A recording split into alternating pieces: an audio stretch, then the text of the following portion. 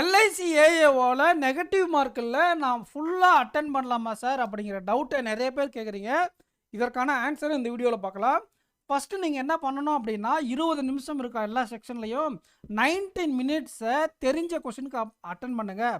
அதாவது 19.2 மினிட்ஸ் வரை உங்களால் ஒரு கொஷின் சால்வ் பண்ண முடியும் இந்த டைமில் அப்படிங்கிற டைம் வரை நீங்கள் தெரிஞ்ச கொஷின் மட்டும் சால்வ் பண்ணுங்கள்.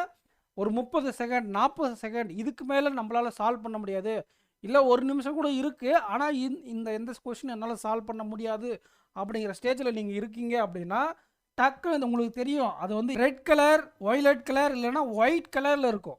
ஓகேங்களா? நம்ம அட்டன் பண்ணாத இது மார்க் பண்ணது அதெல்லாம் சரிங்களா? அந்த க்ரீன் தவிர மற்ற எல்லாத்துக்குமே ஏதாச்சும் ஒரு ஆப்ஷனை போடுங்க.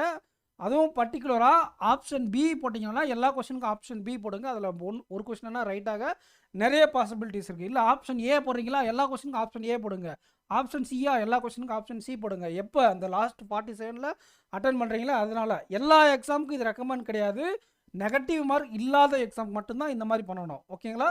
அண்டு இதனால் என்னுடைய மார்க் அடிவாங்கல்ல சார், நார்மல் அக்யூரேசிக்கு எனக்கு எக்ஸ்ட்ரா மார்க் தருவாங்களா அப்படின்னு கேட்டால் அக்யூரேசிக்கு அப்படின்னு எந்த தனி மார்க்கும் கொடுக்க மாட்டாங்க ஃப்ரெண்ட்ஸ். நெகட்டிவ் மார்க் இருக்கும்போது அதில் ஒரு 1/4 மார்க் எக்ஸ்ட்ரா போடுறதுனால உங்களுடைய பர்சன்டைல் அடி வாங்கும். உங்களுடைய பர்சன்டைல் அடி வாங்கினா நார்மலைசேஷனில் உதவாங்கன்றதுனால தான் நெகட்டிவ் மார்க் இருக்கும்போது அக்யூரேசி மெயின்டைன் பண்ணுங்க அப்படின்னு நம்ம சொல்லுவோம். இந்த இடத்துல நெகட்டிவ் மார்க் இல்லை அப்படிங்கிறதுனால நீங்கள் எல்லா கொஸ்டினும் அட்டன் பண்ணலாம். ஆனால் ப்ரையாரிட்டி ஒரு கொஸ்டின் உங்களால் இருக்கக்கூடிய டைமில் அட்டன் பண்ண முடியும்னா கூட அந்த கொஸ்டினை அட்டன் பண்ணிவிடுங்க.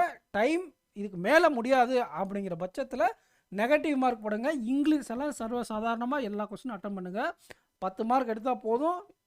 ஆப்டி ரீசனிங்கில் கம்பைண்டாக எவ்வளோ மார்க் எடுக்கிறீங்க அப்படிங்கிறத வச்சு தான் உங்களுக்கு ரிசல்ட் இருக்கும். ஸோ இதுதான் ஃப்ரெண்ட்ஸ், இந்த வீடியோ உங்களுக்கு யூஸ்ஃபுல்லாக இருக்கா அப்படிங்கிறத கமெண்ட் செக்ஷனில் கமெண்ட் பண்ணுங்கள். நெக்ஸ்ட் வீடியோவில் மீட் பண்ணலாம். மறக்காமல் நம்ம சேனலை உங்கள் ஃப்ரெண்ட்ஸுக்கு சஜஸ்ட் பண்ணுங்கள். தேங்க்யூ.